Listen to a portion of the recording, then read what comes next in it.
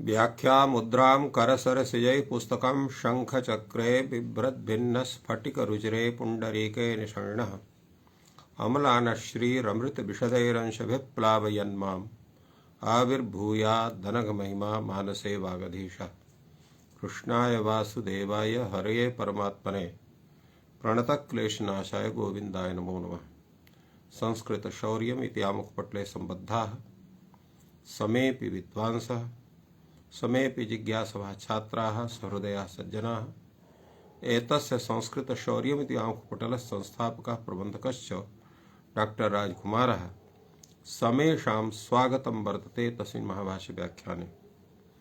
मान्याः यथा जानन्ति साम्प्रतं महाभाष्यस्य चतुर्थाध्यायस्य प्रथमपादस्य प्रथमाह्निकस्य व्याख्यानं चलति। तत्र पूर्वं ज्ञाप्रातिपदिकात् इति सूत्रस्य विचारः सम्पन्नः। अद्य स्त्रियाम् इति सूत्रविषये विचारः भवति। तत्रादौ काशिका ग्रन्थदृष्ट्या विचार्यते। अधिकारोऽयम् इदं सूत्रम् अधिकारसूत्रं वर्तते। एतस्य सूत्रस्य अधिकारः वर्तते। अत्र अधिकारः एतस्य कुत्र वर्तते इति विषये अत्र काशिकाकारः स्वयमेव सर्वं प्रतिपादयति। यत् इतः ऊर्ध्वम् अनुक्रमिष्यामः स्त्रियाम् इत्येवं तद्वेदितव्यम्। इतः ऊर्ध्वम् अर्थात् एतस्मात् सूत्रात् प्रारभ्य अत्र एतसूत्रस्य अधिकारः एतस्मात् ऊर्ध्वम् अर्थात् यानि अन्यानि सूत्राणि सन्ति तत्र स्त्रियाम् इत्येवं तत्र सर्वत्र उपस्थितं भवति। तेन यानि सूत्राणि इतः अनन्तरं वर्तन्ते तानि सर्वाणि स्त्रियाम् इत्यर्थे एव कार्यं कुर्वन्ति। यद् इतः ऊर्ध्वम् अनुक्रमिष्य स्त्रियाम् इत्येवं तद्वेदितव्यम्। ज्ञाप्रातिपदिकात् इति सर्वाधिकारेऽपि यद्यपि ज्ञाप्रातिपदिक इत्यपि अधिकारसूत्रम् एतस्य सूत्रस्य अधिकारः पञ्चपरिसमाप्ते वर्तते, किन्तु प्रातिपदिकमात्रम् अत्र प्रकरणे सम्पद्यते। अतः स्त्रियाम् इत्यत्र ज्ञाप् इत्यस्य सम्बन्धः न भवति, केवलं प्रातिपदिकात् इत्यस्य सम्बन्धः भवति। अतः सर्वाधिकारेऽपि यद्यपि ङि इत्यस्य अधिकारः आप् इत्यस्यपि अधिकारः प्रातिपदिकात् इत्यस्य अधिकारत्रयं वर्तते, किन्तु सर्वाधिकारेऽपि प्रातिपदिकात् इत्येवम् अत्र प्रकरणे सम्बध्यते ज्ञापोः अनेनैव विधानात्। यथात् ङि इत्यस्य आप् इत्यस्य अत्र अनेनैव अर्थात् प्रातिपदिकेन तत्र स्त्रियाम् इत्यधिकारे एव विधानात्। अच ज्ञाप यत् वर्तते तत् स्त्री प्रत्यय मात्रस्य उपलक्षकं वर्तते। तेन ऊङ् ति एतेषामपि संग्रहः भवति, अनेन आयाति, यतोहि एतेषां विधानम् अत्र भवति। अत्र प्रश्नः भवति स्त्रियाम् इत्युच्यते का इयं स्त्रीणाम्। स्त्रियाम् इत्यस्य कथनं वर्तते तर्हि स्त्रीपदेन कस्य ग्रहणं स्यात्। सामान्यविशेषाः स्त्रीत्वादयः गोत्वादयः इव बहुप्रकाराः व्यक्तयः। सामान्यरूपेण विशेषरूपेण स्त्रीत्वादयः स्त्रीत्वं पुंस्त्वं नपुंसकत्वम् आदिपदेन पुंस्त्वं नपुंसकत्वम् अनयोः ग्रहणं भवति। तेन स्त्रीत्वादयः स्त्रीपुं नपुंसकत्वादयः। गोत्वादयः यथा गोत्वं गोत्वजातिः वर्तते यथा गोत्वं यथा वर्तते एवमेव सिंहत्वं वर्तते मृगत्वं वर्तते तथा एवं भूताः अनेकाः जातयः वर्तन्ते। तथैव स्त्रीत्वं पुंस्त्वं नपुंसकत्वम् एताः अपि जातयः अनेकाः सन्ति इति कृत्वा अत्र कथितं वर्तते गोत्वादय इव बहुप्रकाराः व्यक्तयः वर्तन्ते इत्युक्तम् अस्ति। अत्र अग्रे तत्र उच्यते क्वचिदाश्रय विशेषाभावात् उपदेश व्यंग्या इव भवन्ति। क्वचित अर्थात कस्मिन् स्थले शब्देषु तावत् तेन रूपेण आश्रय विशेष अभावात्, आश्रय विशेषस्य अभावः वर्तते। अनया रीत्या तत्र अयं शब्दः पुंस्त्ववाचकः, अयं शब्दः स्त्रीत्ववाचकः, अयं शब्दः नपुंसकत्ववाचकः एवं रूपेण क्वचित् आश्रय विशेषाभावात् उपदेश व्यंग्या इव भवन्ति। अर्थात् तादृशः उपदेशः भवति यदा अयं स्त्रीलिङ्गे प्रयोक्तव्यः। एवं यथा ब्राह्मणत्वादयः, यथा ब्राह्मणत्वादयः उपदेशात् अयं ब्राह्मणः, अयं क्षत्रियः, अयं वैश्यः, अयं शूद्रः एवं रूपेण तत्र भवति। एवं रूपेण अत्र एतेषां परिचयः जायते। अत्र उच्यते अत्र स्त्रियम् इत्यर्थं कः कथयति, स्त्री इत्यर्थं कः कथयति एतद्विषये काशिकाकारः वदति स्त्रीत्वं च प्रत्ययार्थः। स्त्रीत्वम् अत्र प्रत्ययार्थः भवति। प्रकृतिविशेषणं च इति उभयमपि युज्यते स्त्रियाम् अभिधेयायां स्त्रियां वा यत् प्रातिपदिकं वर्तते। स्त्रीत्वं च प्रत्ययार्थः प्रकृत्यर्थविशेषणं च, प्रकृतिविशेषणमपि भवति स्त्रीत्वं। तो एवं उभयमपि युज्यते, उभयमपि तत्र गृह्यते। प्रत्ययार्थत्वेनापि तस्य ग्रहणं भवति, प्रकृतिविशेषणत्वेनापि तस्य ग्रहणं भवति। अतएव स्त्रियायाम् अभिधेयायां स्त्रियां वा यत् प्रातिपदिकं वर्तते ततः ङीत् एवं रूपेण अत्र विचारः प्रवर्तते। अतएव इदं सूत्रम् अतीव महत्वपूर्णं वर्तते लिंग विषये परिज्ञानाय। तो अत्र स्त्रियाम् अभिधेयायां स्त्रियां वा यत् प्रातिपदिकं वर्तते ततः टाबादयः प्रत्ययः भवन्ति, प्रत्ययः भवन्ति एवं रूपेण तत्र चर्चितम् अस्ति। अतएव अग्रे सूत्रं वर्तते वक्ष्यति जे अजाद्यतः टाप् इति। अत्र स्त्री द्वेत्ते इति भवति, अत्र स्त्री द्योत्ते टाप् भवति। स्त्र्यर्थवाचकः अत्र प्रातिपदिकम् एव भवति। अतएव अत्र उच्यते पंचकं प्रातिपदिकार्थः स्वार्थ द्रव्य लिंग संख्या कारकम् एते प्रातिपदिकार्थाः भवन्ति। स्वार्थं नाम जातिः, द्रव्यं नाम व्यक्तिः। तो स्वार्थ द्रव्य लिंग, लिंग इत्यनेन सैव शब्दः कश्चित् पुल्लिङ्गः, कश्चित् स्त्रीलिङ्गः, कश्चित् नपुंसकलिङ्गः। अत्र लिंगमपि प्रातिपदिकस्यैव अर्थः वर्तते।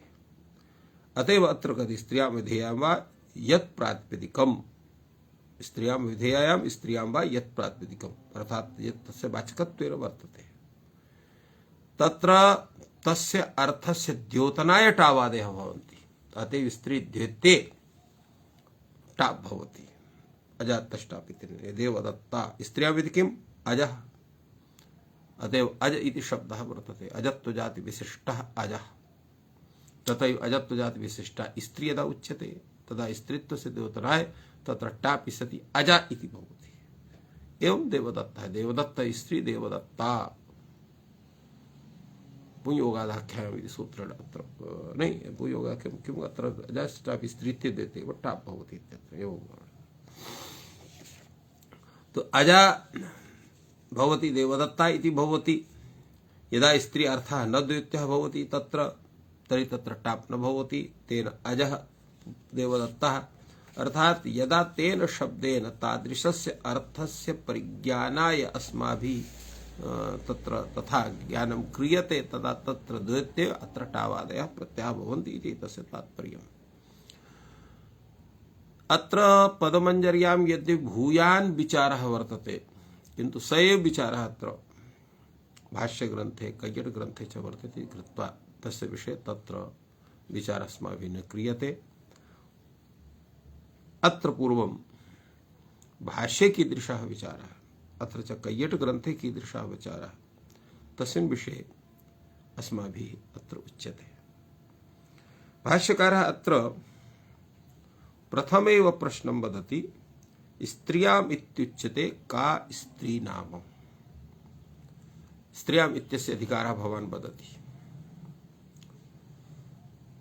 तत्र स्त्री पदार्थः कः यस्य अधिकारः भवता क्रियते इति प्रश्नः भवति। एतस्मिन् विषये अत्र वदति कैयटः भिन्नरीत्या किञ्चित् सम्यक्तया प्रतिपादयति। प्रसिद्धस्य अर्थस्य कार्यान्तरविधानाय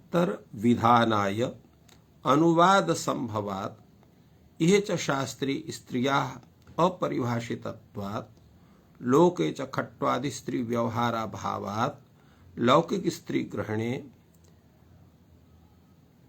अव्याप्त्यति व्याप्ति दर्शनात् प्रश्न।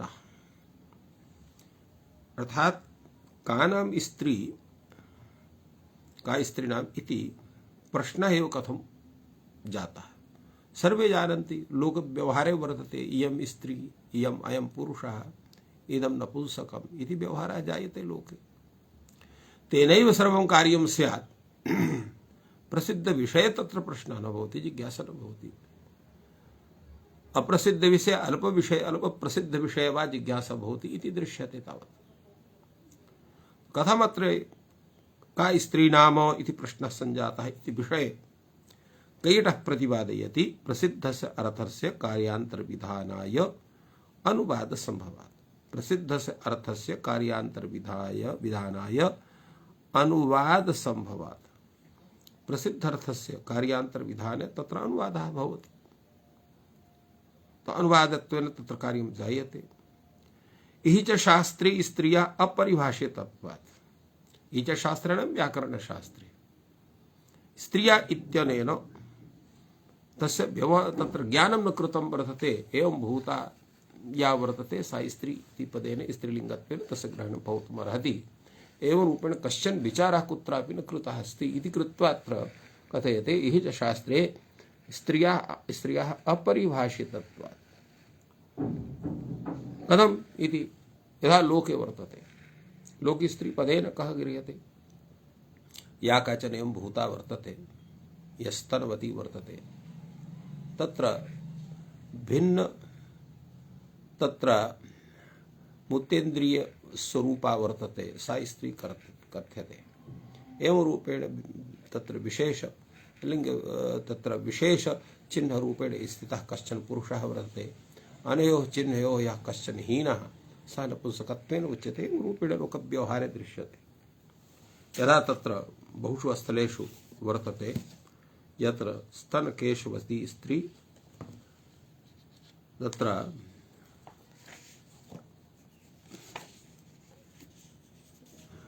लोके तावत् प्रयुक्तः वर्तते स्तनकेशवती स्त्री स्याल्लोमशः पुरुषः स्मृतः उभयोरन्तरं यच्च तदभावेन पुंसकम् एवं रूपेण कर्तव्यं वर्तते।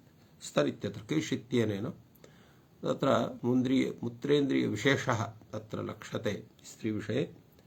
एवं लोमशः इत्यत्र लोम इत्यति पदेन अपि तत्र पुरुषचिह्न विशेषः वर्तते। तेन रूपेण सः पुरुषः अयं स्त्री इयं स्त्री एवं रूपेण ज्ञानं भवति। उभयोः अन्तरं तदभावे एतदन्तरं यत्र नास्ति तन्नपुंसकं कथ्यते इति लोकव्यवहारे दृश्यते। अतएव तादृशलोकव्यवहारः अत्र यथा वयं पश्यामः एवं भूताः शब्दाः ये सन्ति ये तत्र लोकव्यवहारे तेन रूपेण न दृश्यन्ते।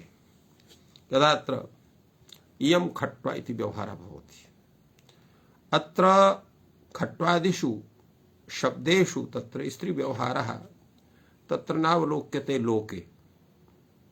तत्र स्त्रीत्वेन तस्य ग्रहणं न भवति, वस्तुत्वेन तस्य ग्रहणं भवति। स्त्री व्यवहाराभावात् लौकिक स्त्री ग्रहणे अव्याप्तिः वर्तते, क्वचित् अतिव्याप्तिः वर्तते।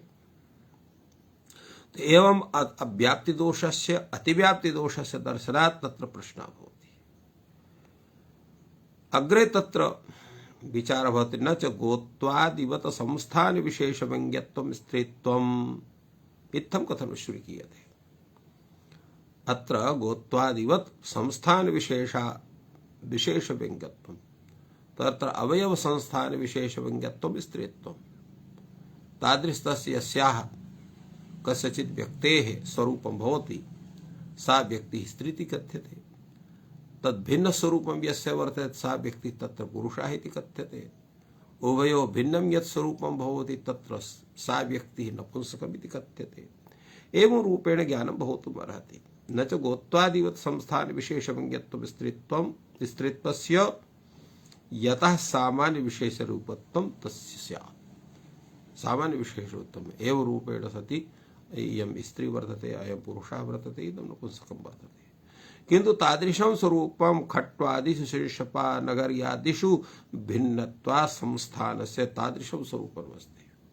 खट्वा इति शिंशपा इति नगरी इति अत्र तादृशं स्वरूपं न तु खट्वादौ दृश्यते, शिंशपादि वृक्षे दृश्यते, नगरी इत्यादिषु दृश्यते। तर्हि कथं तस्य ज्ञानं स्यात्? तर्हि तत्र अवयव संस्थान स्वरूपं भिन्नं वर्तते।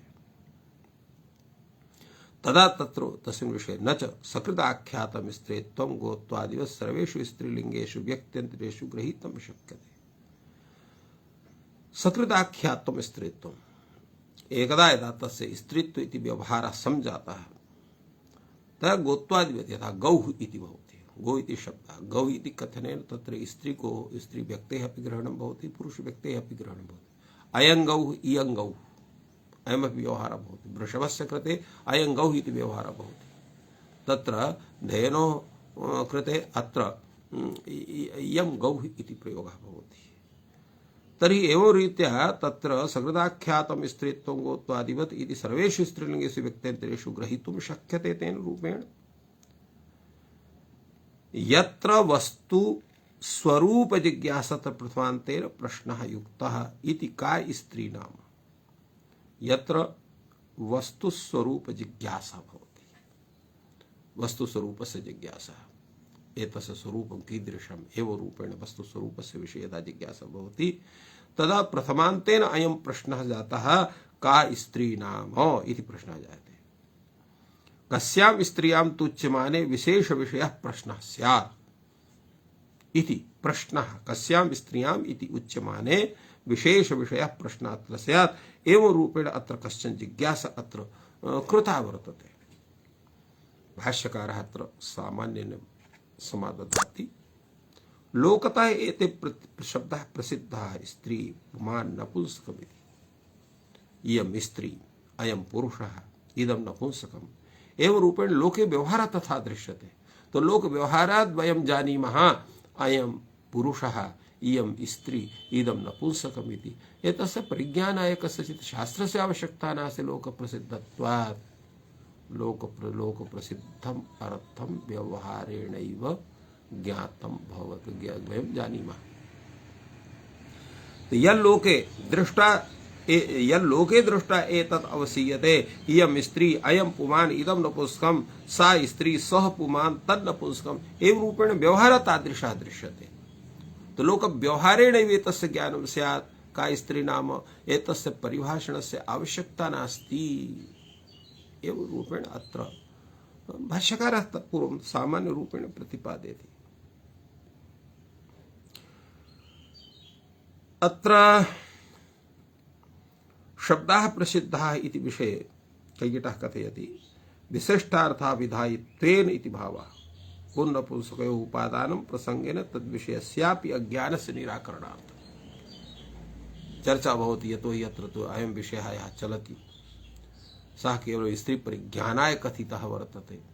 अत्र भवान् अयं पुमान् इदं नपुंसकम् इति विषये कथं चिन्तयति? तदा उच्यते पुनपुंसकयोः उपादानं प्रसंगेन तद्विषयस्याप्यज्ञानस्य निराकरणार्थम् अयं पुरुषः इति कथम् उच्चार्यते, इदं नपुंसकः इति कथम् उच्चार्यते, तस्य विषयेपि निराकरणं सहैव स्यात्। पृथक्तया तस्य विचारस्य आवश्यकता न भवेत्। अतएव अत्र अयं पुरुषः इदं नपुंसकम् इयं स्त्री इति एतेषां सर्वेषां विचारः अत्र क्रियते। अत्र यत् यल्लोके दृष्ट्वा एतद् विषीत इति विषये कैयटः प्रतिपादयति यन्निमित्तम् उपलभ्य निमित्तवत्यर्थे प्रत्ययः उपजायते तस्त्र्यादि शब्दवाच्यमित्यर्थः। यन्निमित्तम् उपलभ्य, निमित्तं स्वरूपं हेतुम् उपलभ्य प्राप्य निमित्तवति अर्थे, यह तन्निमित्तवान यह अर्थः वर्तते तस्मिन् अर्थे यह प्रत्ययः व्यवहारः ज्ञानम् उपजायते तत् स्त्र्यादि शब्दवाचन, तत् स्त्रिया आदि इति पदेन पुरुष शब्द है, नपुंसक शब्द है, एतेषां तद्वाच्यता वर्तते। तद योगाच्च निमित्तवान अप्यर्थः स्त्री शब्दवाच्यः भवति। तद योगाच्च निमित्तवान अप्यर्थः, निमित्त योगा, निमित्तस्य वाचकः स्त्री शब्दः, यन् निमित्तं गवादि शब्देषु वर्तते तस्यै वाचकः भवति गौः स्त्री इति व्यवहारः अत्र जायते। अत्र उद्योतकारः एतस्मिन् विषये किञ्चित् वदति। लोक्यते येन शब्दार्थः लोकस्तेन स उच्यते। लोक्यते दृश्यते येन शब्दार्थः, येन शब्दार्थः लोक्यते नाम दृश्यते ज्ञायते सः लोकः, लोकव्यवहार इति कथ्यते। तत्र लोक इति पदेन कस्य ज्ञानं भवति? व्यवहारोऽथवा वृद्धव्यवहर्तृपरम्परा। व्यवहारः अपि लोक इति पदेन ज्ञायते, वृद्धव्यवहर्तृपरम्परा अपि ज्ञायते। एवं एका कारिका अत्र काशिका नागेशभट्टेन उपात्तत्र लोक्यते येन शब्दार्थः लोकस्तेन स उच्यते व्यवहारोऽथवा वृद्ध व्यवहर्तृपरम्परा इत्युक्तं वर्तते। अत्र विषये पुनः भाष्यकारः कथयति किं पुनर्लोके दृष्ट्वा एतत् अवसीयते इयं स्त्री अयं पुमान् इदं नपुंसकम्। लोके भवान् किं निमित्तं दृष्ट्वा इत्थं निश्चीयते इयं स्त्री वर्तते, अयं पुमान् वर्तते, इदं नपुंसकं वर्तते इति। किं तादृशं निमित्तं, किं निमित्तम् आदाय एतादृशः व्यवहारः भवता कर्तुं शक्यते या क्रियते वा? उच्यते लिंगम। लिंगम नाम चिह्न विशेषः। तत्र स्त्री विषये यः चिह्न विशेषः तं व्यक्ति विशेषं दृष्ट्वा इयं स्त्री इति वयं जानीमः। एवं काचन व्यक्ति विशेषः, कश्चन व्यक्ति विशेषः एवं भूतः यस्य तदपेक्षया किंचित् भिन्नं चिह्नं वर्तते, तद्दृष्ट्वा अयं पुमान् इति वयं निश्चिनुमः। एवं कश्चन एवं भूतः व्यक्ति विशेषः वर्तते यत्र स्त्री द्योतक, स्त्रीवाचक, स्त्री एवं पुंवाचक चिह्न विशेषयोरभावः वर्तते, तर्हि इदं नपुंसकम् इति व्यवहरामः। एवं रूपेण जानीमः वयं। तो अत्र लिंगम् इति वर्तते। स्तनकेशवती स्त्री स्याल्लोमशः पुरुषः स्मृतः उभयोरन्तरं यच्च तदभावे नपुंसकम् इति लोके प्रसिद्धम् अस्ति वर्तते। स्त्री पुरुष नपुंसक व्यवहारः तल्लिंगं दृष्ट्वा एतद् वयं जानीमः। किं पुनस्तत् तदेव अत्र प्रतिपादयति भाष्यकारः। स्तनकेशवती स्त्री स्याल्लोमशः पुरुषः स्मृतः उभयोरन्तरं यच्च तदभावे नपुंसकम्। अत्र स्तनकेशवती इत्यत्र स्तनकेशौ स्तः यस्यां सा स्तनकेशवती। अत्र भूमादौ भूमनिंदा प्रशंसित भूमार्थे अत्र मतु प्रत्ययः वर्तते। लोमशः अत्र लोम इति पदेन अत्र शः प्रत्ययः। लिंगे पृष्ठे लिंगि कथनं लिंग प्रतिपत्ति परम इति प्रश्न प्रतिवचो नास्त्यसंगतिः इति कैयटः अत्र वदति। अर्थात प्रश्नस्य लिंगः, लिंग विषये प्रश्नः, किंतु अत्र समाधानं किं वर्तते? लिंगी विषये तत्र समाधानं वर्तते। अत्र स्त्री लिंगी स्तनकेशवती स्त्रीलिंगी, लिंग विषये प्रश्नः। लिंगे पृष्ठे लिंगी कथनं लिंग प्रतिपत्ति परम इति प्रश्न प्रतिवचनो अत्र असंगतिर्नास्ति इति कथयति। स्तनकेशं प्रसिद्धत्वात् अन्यत्रापि स्त्री प्रतिपत्ति निमित्तस्य कुमार्यादिगतस्य उपलक्षणम् कुमार्यादिगतस्य तस्य उपलक्षणम् तत् अनेन स्त्रीत्वानां स्तेनाद्युपव्यञ्जनानां गोत्वादिवत् सामान्य विशेषत्वं दर्शितम् यथा गो विषये तत्र वर्तते गो तत्र गौर्नाम का इति प्रश्नः भवति तदा उच्यते तत्र यद् शासनावत्वं गोत्वम् अतएव यथा शासनावत्वं गोत्वम् इति भवति तथैव अत्रापि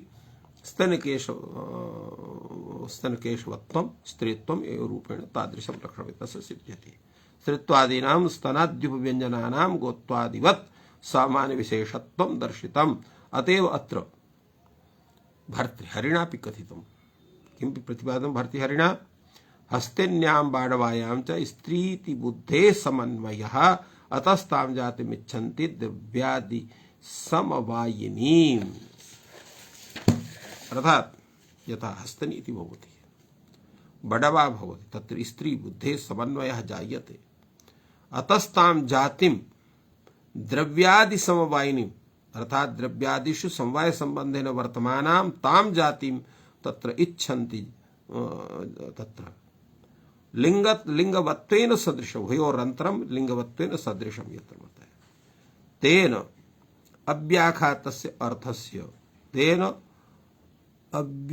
अव्ययाख्यातस्य तेन अव्ययाख्यातस्य अर्थस्य नपुंसकत्वाभावः अर्थात तेन एवं रूपेण यस्य स्वरूपं नास्ति उभयोः सदृशं यत्र वर्तते तत्र तु तथा व्यवहार स्त्रीति व्यवहार पुंस्त्रीति व्यवहार वर्तते अनयोः यत्र भिन्नं वर्तते तत्र नपुंसकत्व व्यवहार तदभावे इत्यनेन मयूरकुक्कुटादीनां स्त्री पुंस समुदायानां नपुंसकत्वं निराकृतम् मयूरी कुक्कुट इत्यादीनां येषां तादृशं स्वरूपं तेषां स्त्री पुंस समुदायानां नपुंसकत्वं निराकृतं वर्तते उभयोरन्तरं सादृश्यम् अन्तरं नाम सादृश्यं यत्र तत्र स्त्रीत्व इति व्यवहारः पुंस इति व्यवहारः जायते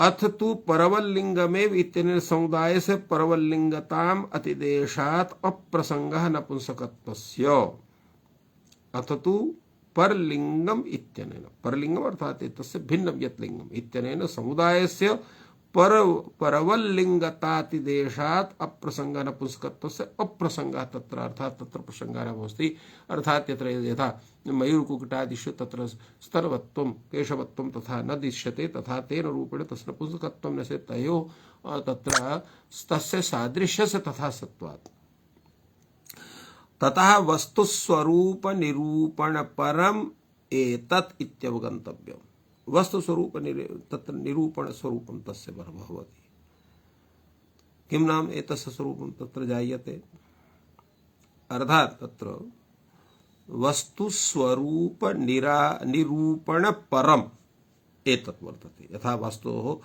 स्वरूपस्य निरूपणं कथं भवति लिंगवतया लिंगसादृश्येन तत्र अव्ययार्थानाम् असत्त्वभूतत्वात् तेषां तथा लिंगयोगः न वर्तते तथापि तत् सादृश्यं ज्ञात्वा तत्र नपुंसक इति व्यवहारः न भवति यत्र नपुंसकत्वेन व्यवहारः तत्रैव तथा तस्य व्यवहारः जायते इति प्रतिपादनस्य आशयः अग्रे भाष्यकारः तत्र कथयति लिंगात् स्त्रीपुंसयोर्ज्ञाने भ्रकुंसे टाप् प्रसज्यते यदा लिंगात् स्त्रीपुंसयोः ज्ञानं भवति यदा भवान् जाय तत्र प्रतिपादयति तर्हि यः भ्रकुंसः वर्तते भ्रकुंसः इति नाम यः कश्चन पुरुषः तत्र नाट्यसम्पादनाय स्त्रीस्वरूपं धारयति तस्य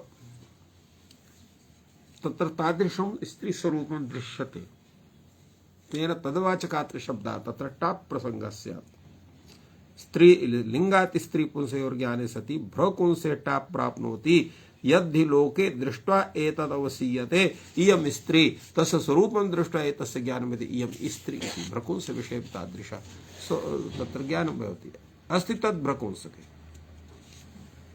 यतोहि भ्रकुंसः स्त्रीवेषधारी नटः कश्चन भवति यत्र स्तनस्य सम्बन्धः भवति केशापि सम्बन्धः भवति स्त्रीत्वे सति अत्र टाप् स्यात्। यद्यपि इत्थं वक्तुं शक्यते यत् नित्ययोगे स्तनकेशवतित्वं यत्र वर्तते अत्र यः केश स्तनकेशवती इत्य विषये यत्र अत्र मतु प्रत्ययः वर्तते सः इत्थं करणीयं यत् अत्र मतु प्रत्ययः नित्ययोगे वर्तते। नित्यं यत् स्तनस्य योगः वर्तते केशस्य योगः वर्तते सा एव तत्र स्त्री तत्र स्तनकेशवत्वं तस्य व्यक्तिविशेषस्य स्यात् यत्र तत्र किञ्चित् कार्यविधानार्थं तथा वर्तते तत्र न भवितुमर्हेत् इत्यपि तत्र विचारः सञ्जातः एतस्मिन् विषयेपि अत्र भवति। अतएव अत्र प्रश्नं विदधाति तावत् काशिका नारायण कैयटः ननु नित्ययोगिस्तनकेशवतीति मतु विधानात् भ्रकुंश शब्दस्य स्त्रीत्वाभावः तत्र स्त्रीत्व व्यवहारः इति न भवितुमर्हेत् इति अत्र विचारः सञ्जातः। एतस्मिन् विषये किं विचारणीयमस्ति तावत् वयं ब्रूमः। यतोहि यः मतु प्रत्ययः भवति स भूम इत्यर्थे निंदा इत्यर्थे प्रशंसा इत्यर्थे नित्ययोगे विषये अतिशय विषये अत्र भवति। भूम निंदा प्रशंसासु नित्ययोगेति शायने संबंधेस्ति विवक्षायां भवन्ति मतुवादयः इति प्रतिपादितमस्ति। अतः नित्ययोगे कथं न स्वीक्रियते अत्र मतु प्रत्ययः इति प्रश्नः जायते। उच्यते नैतदस्ति प्रतिपत्रीणां नित्यलिंगदर्शनात् तत्रापि स्त्रीत्वप्रसंगात्। यतो हि प्रतिपत्रीणां ज्ञातॄणां बोधकर्तॄणां नित्यलिंगदर्शनात् अर्थात भ्रकुंशेपि तत्र स्त्रीलिंगानां स्त्रीबोधकचिह्नानां तत्र स्वरूपं दृश्यते। अतः अत्र कथं तथा स्त्रीत्व प्रसंगः तु भवितुमर्हति।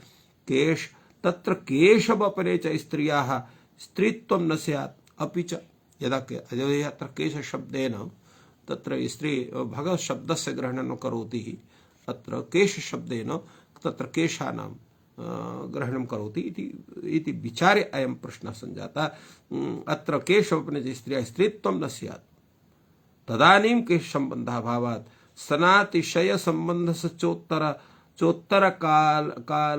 चोत्तर भावित्वात् अतिशयेपि मतु विज्ञायमाने प्राक् स्त्रीत्वं न स्यात्। अर्थात् यावत् काचन तत्र बालिका वर्तते यस्य स्तनानां तत्र उद्भवः न सञ्जातः तदनन्तरं सा स्त्रीत्वेन गृहीतं न स्यात् इति विषये अत्र विचारः दर्शितः।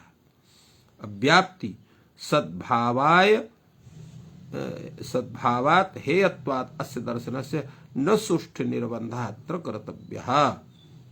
उच्यते अत्र न त्वं खरकुटीः पश्य न त्वं खरकुटीः पश्य इति अपरं दूषणं दत्तते। इह चञ्चाः पश्य वध्रिकाः पश्य खरकुटीः पश्य अत्र तस्माच्छसो नः पुंसि इति न त्वं प्राप्नोति खरकुटीन् इति स्यात्। यतो यत्र स्तनकेशवतित्वं नास्ति न तु चञ्चायां वर्तते न तु भद्रिका वर्तते न तु खरकुटी इत्यत्र वर्तते। अत्र स्त्रीत्वाभावात् तस्माच्छसो नः पुंसि इति सूत्रेण पुंसि इति तत्र निषेधः न भवितुमर्हेत्। फलतः अत्र न त्वं स्यात्। यदि लोके दृष्ट्वा इतविषीयते अयं पुमान् तस्य तद्वद् वर्धिकादिषु तथैव अत्र ज्ञातं स्यात् एवं रूपेण कश्चन प्रश्नः सञ्जातः। एवं खट्वा वृक्षौ न सिद्ध्यता। खट्वा वृक्षौ इयं खट्वा अयं वृक्षः इत्यपि खट्वा इत्यत्र स्त्रीबोधक चिह्नानि न सन्ति। एवं वृक्षः इत्यत्रापि पुंबोधक तत्र चिह्नानि न सन्ति इति कृत्वा खट्वा वृक्षयोश्च लिङ्गं न सिद्ध्यति। यद्धि लोके दृष्ट्वा सीयते इयं स्त्री अयं पुमान् न तद् वृक्ष खट्वा वृक्षयोः दृश्यते तल्लिङ्गम्। अतः अत्र कथं लिङ्गनिर्धारणं कर्तुं शक्यते? किं तर्हि तयोर्लिङ्गं न्याय्यम् चेदुच्यते नपुंसकमिति। उभयोः अभावः नपुंसक इति विच्यते। तदपि न शोभनं न पुंसकं भवेत् तस्मिन् न नपुंसकं खट्वा वृक्षयोर्लिंगम न्यायम किविदम न अनपुंसकमिति नपुंसके भवम नापुंसकम नापुंसकम नास्ति अर्थात नपुंसके भवम नापुंसकम नास्ति इत्यत्र नपुंसके वस्तुनि भव लिंगम नापुंसकम नापुंसकत्वं तत् स्त्री पुंस्तयोरभावात् स्त्री पुंस सदृशत्वात् लिंगवत्वेन सत्वरूपत्वाच्च लिंग संख्या रहितस्य असत्वभूतस्य अर्थस्य अभावात् इति तत्र कैयटेन प्रतिपादं नापुंसकम् इति शब्दे तदा उच्यते तदभावे नपुंसकम् तदभावे स्त्रीलिंगोपगवाय तत्र नपुंसकं लिंगं न्यायं स्यात् खट्वा इति नपुंसकं स्यात् वृक्षः अपि यत्र नपुंसकं स्यात् किं करणीयम् असत्तु मृगतृष्णावत् असत्तु खट्वा वृक्षयोर्लिंगं द्रष्टव्यम् अर्थात अविद्यमानमपि लिंगम खट्वा वृक्षयोः द्रष्टव्यम् कथं पुनः असन्नाम लिंगम शक्यं द्रष्टुं यत् न अविद्यमानं वर्तते तस्य ज्ञानं कथं भवितुमर्हति उच्यते मृगतृष्णावत् यथा मृगः पिपासितः भवति अपां धाराः पश्यन्ति मृगाः न च ताः सन्ति तत्र सन्ति नहीं तथापि तथा भवति एवमेव अत्रापि तथा भवद्वम् मृगतृष्ण विषयां मरुमरीचिका यथा असत्येन जलरूपेण प्रतिभासते तथा खट्वा वृक्षौ असतापि स्त्रीपुंस्त्वं तत्र ज्ञातुं शक्यते।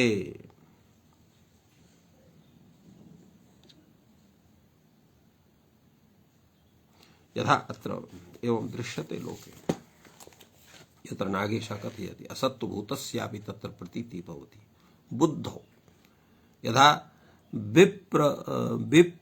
विप्र पृथ्व्यादि चित्तस्थं नवहिष्ठं कदाचन स्वप्नभ्रम मदाद्येषु सर्वैरेव अनुभूयते। तो विप्र पृथ्व्यादि चित्तस्थम तो एवं पृथिव्यादि विप्र पृथ्व्यादि चित्तस्थम यद वर्तते न बहिष्ठम कदा तद बहिष्ठम न भवति स्वप्न भ्रम मदाद्येषु स्वप्नावस्थायां भ्रमावस्थायां मदादि अवस्थायां सर्वैरेव तस्य प्रपंचस्य ज्ञानं भवति।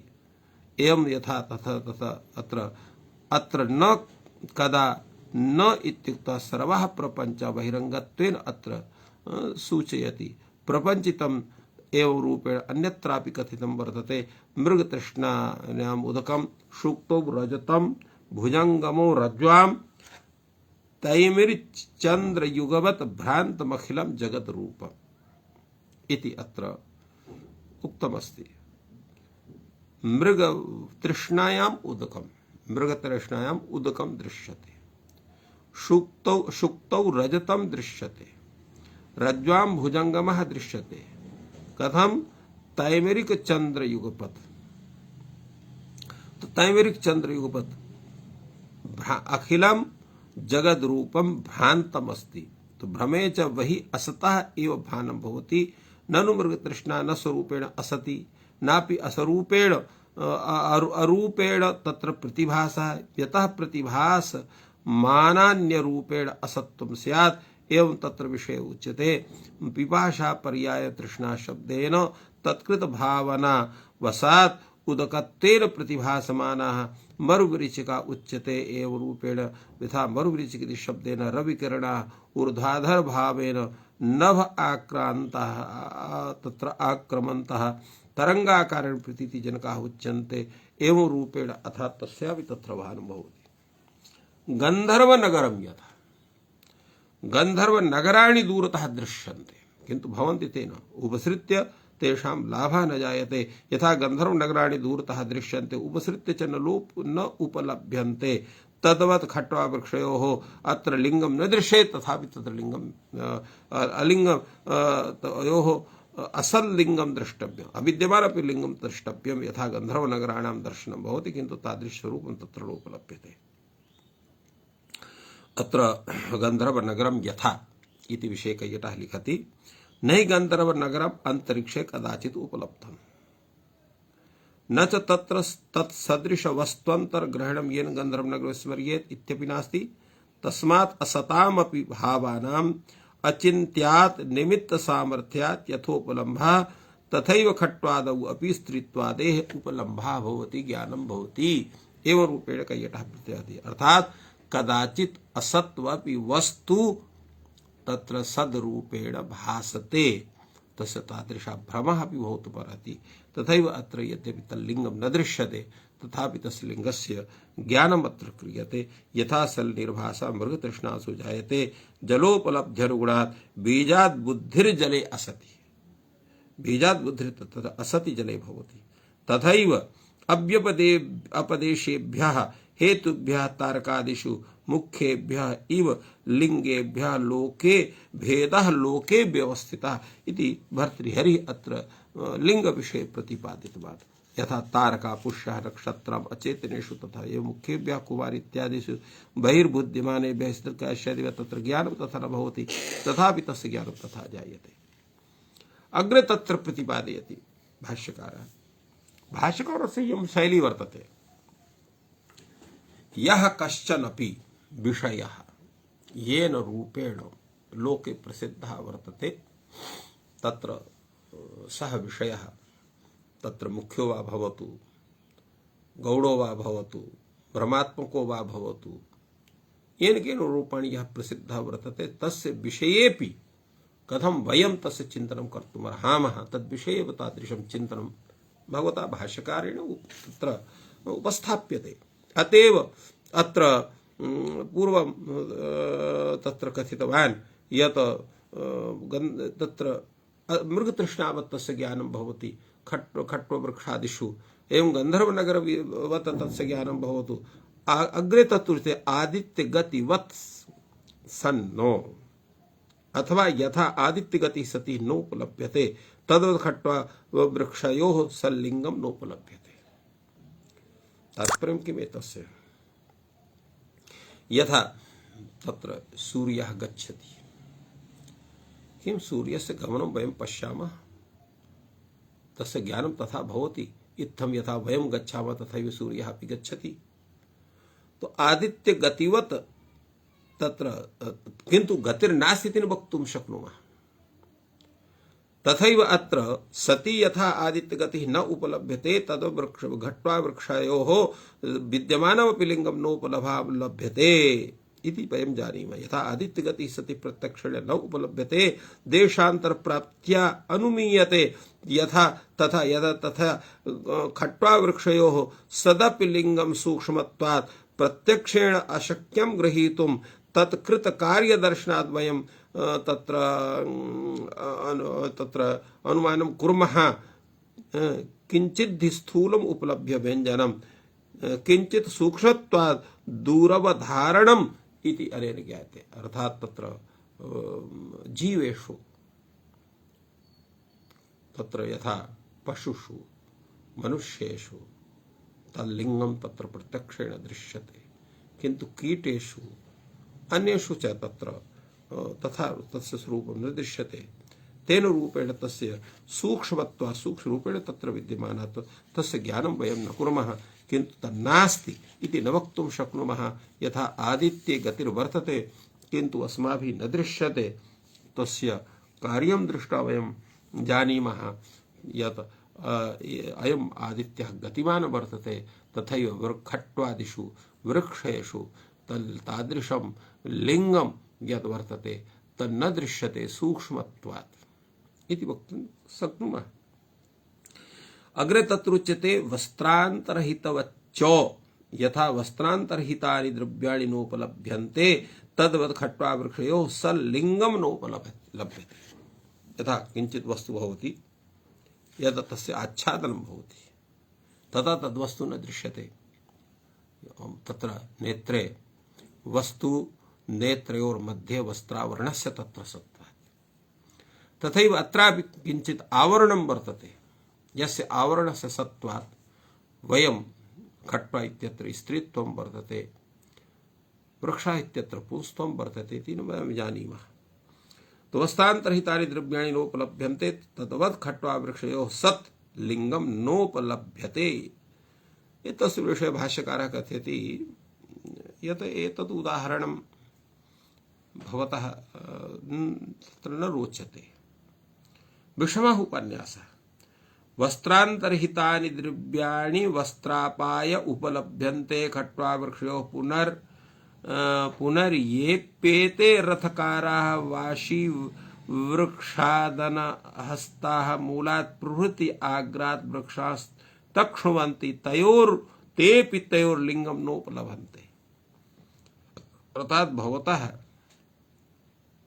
भवता यः दृष्टान्तः अत्र कथितः वर्तते स समीचीनः नास्ति। कथमिति चेत् तत्र वस्त्रान्तर्हितानि द्रव्याणि वस्त्राणाम् अपनयने सति तेषां वस्तूनां दर्शनं भवति, किन्तु खट्वा विषये वृक्ष विषये तथा नास्ति। यथा कश्चन तक्षकः वर्तते, रथकारः वर्तते, स वाशी यन्त्रेण तत्र वाशी वृक्षात् अनहस्ता मूलात् प्रभृति आग्रात् तत् वृक्षाः तक्ष्णवन्ति, तेषां छेदनं कुर्वन्ति, वल्कलं तत्र दूरीकुर्वन्ति। किं ते ये तक्षकाः तस्य लिङ्गं प्राप्नुवन्ति वा? न प्राप्नुवन्ति। कदाचिदपि तेषां लिङ्गं वृक्षादीनां न तत्र प्राप्नुवर्हन्ति। तर्हि कथं भवान् कथयति वस्त्राच्छादनत् वस्त्रान्तर्हितवच्च तत् इति? एतत्तु समीचीनं न दृश्यते। केन एतद्विषीयते खट्वा वृक्षयोः सल्लिङ्गं नोपलभ्यत इति। अर्थात एतस्य निश्चयः कथं भवान् कर्तुं शक्यते यद् खट्वा वृक्षयोः विद्यमानं लिङ्गं तत्र नोपलभ्यते? षड्भिः प्रकारैः सतां भावनाम् अपलुब्धिर्भवति। कस्यापि वस्तुनः अनुपलब्धि विषये तत्र षट् हेतवः कथिताः वर्तन्ते। अतिसन्निकर्षात्, अतीव सामीप्यं यत् अतिसामीप्यात्, यथा अस्माकं तत्र चक्षुषी तत्र अस्माकं चक्षुर्भ्यां न द्रष्टुं शक्यते। कथम्? अतिसन्निकर्षात्। अतिविप्रकर्षात्, अति दूरे यद् वस्तु वर्तते तस्यापि दर्शनं न भवितुम् अर्हति इन्द्रियाणां तत्प्राप्याभावात्, इन्द्रियैः तत्प्राप्याभावात्। मूर्त्यन्तरव्यवधानात्, कस्यचित् वस्तुनः मध्ये व्यवधानं भवति चेत् तथापि तस्य वस्तुनः मुख्यवस्तुनः दर्शनं भवति न भवति। एवं रूपेण तृतीयं तत्र चतुर्थं हेतुः वर्तते तमसावृतत्वात्। अंधकारश्चेत् भवति तथापि वस्तु दर्शनं न भवति। तत्र पंचमः हेतुः वर्तते इन्द्रिय दौर्बल्यात्। इंद्रिय विषये एव तादृशः दोषः वर्तते येन तत्र तथा सामर्थ्यं नास्ति, अत एव तस्य वस्तुनः दर्शनं न भवति। प्रमादात् नाम तत्र मनः तत्र न संलग्नं भवति, तदापि तद्वस्तुनः पश्यन्नपि न दृश्यते। अतोपि कश्चित् हेतुः द्रष्टव्यो येन खट्वा वृक्षयोः सल्लिङ्गं नोपलभते। एते ये षड् हेतवः अत्र अदर्शनस्य कथिताः वर्तन्ते, तेभ्यः हेतुभ्यः कश्चन अन्यः हेतुः एव रूपः वर्तते येन खट्वा वृक्षयोः विद्यमानमपि लिङ्गं नोपलभते इति तस्य ज्ञानं कथं स्यात्? तो एवं रूपेण अत्र कथं तत्र ज्ञानं स्यात्? केन एतदसीते खट्वा वृक्षस्य लिङ्गं नोपलभ्यते? एवं भूतः कः हेतुः यः वर्तते यः खट्वा वृक्षयोः विद्यमानमपि लिङ्गं वयं न द्रष्टुं शक्नुमः, स च हेतुः कः इति विषये प्रश्नः। यतोहि अत्र विचारः भूयान् वर्तते, अग्रेपि एतस्मिन् विषये किञ्चित् वक्तव्यं स्यात्। विचारः अतीव तत्र गभीरः वर्तते, कृत्वा अत्रै विरम्यते। श्वः एतस्मिन् विषये पुनः विचारः भविष्यति, अतः अत्रै विरम्यते। सर्वेभ्यो नमः। जयतु संस्कृतं, जयतु भारतम्।